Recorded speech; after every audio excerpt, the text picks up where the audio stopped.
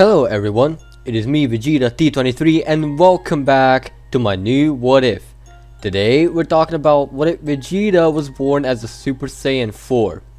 Before I start, I'd like to thank Goto for this recolor of my final form, also known as he calls it a Super Saiyan Royal Blue Evolution, which is basically an even darker version of normal blue evolution. Now back to the video. In the last part, Vegeta started mastering instant transmission after succeeding to do it.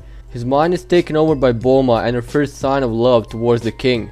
He can't stop thinking about her and makes his training hard until his master asks him. After quite a bit, he's close to mastering it, but the scientists have repaired the scouter and contacted Vegeta's father. Vegeta answers and learns that Mars is being under attack by now much more powerful King Cold. He gets to Mars and Cold and Vegeta's fight begins. Vegeta is pummeled, so Cold finds motivation on Earth, threatening to destroy it and the rest of the solar system. Vegeta isn't letting it happen. With the recap out of the way, let's continue the what if. After a short stare down, they begin to fight again, and Vegeta is going all out while Cold is using a little bit of his energy. Vegeta is trying the best he can, but to no result as he finds himself back in the dirt. The rest of the force arrives and it looks on the fight. Even Bardock is there. Back to Vegeta, try as he might, but he can't even get an edge on Cold. Even so, Cold gave him a few free punches, but best they had is no effect. Not knowing what to do, he became enraged, boosting his power up a bit and mindlessly attacking Cold, but to no avail.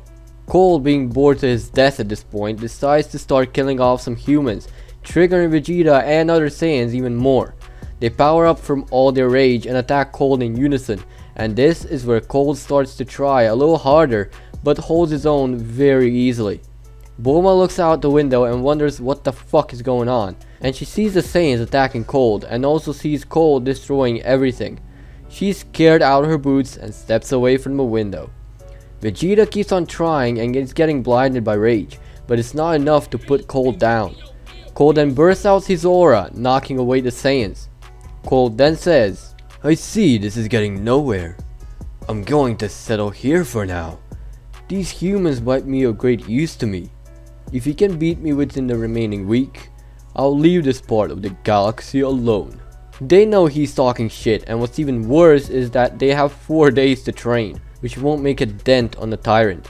They're forced to leave with their tails between their legs. Korin then confronts the Saiyans. "I can tell you're having trouble with this guy. He's made his reputation to conquering planets from what I heard." "Who are you, someone's pet?" Haha, very funny. You're making me to not help you. "Wait, what?" Korin then proceeds to tell them about the lookout and how there's someone who can help them there. And so, after thanking a weird cat, they depart to the lookout. At the lookout, they meet Kami. "I see your race and the human race are at stake here." "Yes, Namekian. May I have your name?" "My name is Kami, and I'm a guardian of this planet. I would assist, but I can't do it unless moments at a time. So, this weird ass cat told us about a guy who can help us." "Yup, that's me. I have something to show you." He then leads them to the entrance of the hyperbolic time chamber. "This is a hyperbolic time chamber. What it does, it compresses time, meaning a day out here is 1 year in there." "Whoa, is that really possible?" "Yes, but here's a catch. You can only enter for 2 years, and only 2 of you can enter at once."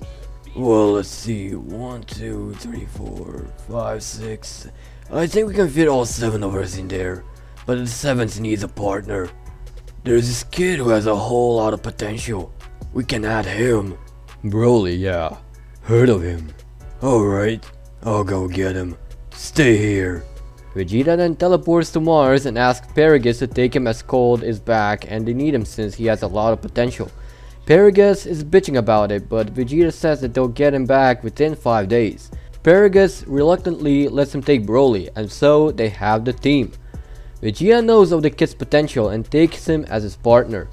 Bardock takes Gine, the king takes Taro, being close to him and all, and Fasha takes Borgus. With that, the Saiyans decide to go in one at a time. King Vegeta, being smug, says he'll go first, and so him and Taro get in. They exit around 1 day after. They are plenty powerful, so much that the king can go head to head with Bardock, but Bardock can't let it happen. So him and Gine go in and exit a day later too, just like the king. Bardock almost surpassed Vegeta. Fasha and Borges then take their turn and get similar results too, being on par with Bardock. Broly and Vegeta finally take their turn.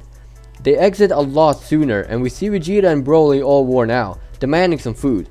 After vacuuming up all the food, Broly and Vegeta then depart towards Cold.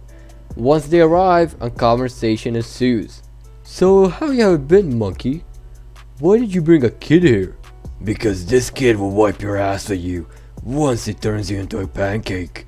Oh, is that so? Broly then steps up, gets angry as fuck, and attacks Cold. Out of all people, Broly surpasses every Saiyan there due to his training. Cold is getting angrier, and so is Broly, landing a whole lot of hits on the Tyrant. Cold is getting triggered and powers up to counter Broly. Broly is now getting beaten to a pulp, but that's what makes him mad even more, losing it for a split second, and then he goes into his Inkari form. Cold is now having shit on his plate as Broly attacks him and lands a powerful punch in his head. Broly has to power up more now, and after a whole lot of screaming, he attacks Broly. He's now on par with him and didn't expect to release that much energy after their training. He gets triggered and powers up to full power, knocking Broly to the ground, saying he doesn't want to play, he wants to fight. And he gets it as Broly powers up to Super Saiyan. Every fucking Saiyan is amazed by its power and wonder if it's the Super Saiyan of a legend. With that, we're leaving things be for now. Thank you for watching. If you think I shouldn't have 1,000 subscribers, then click dislike. But if you liked the video, hit that like button. If you'd like me to cover your idea in the near future, comment down below. And as always, peace out.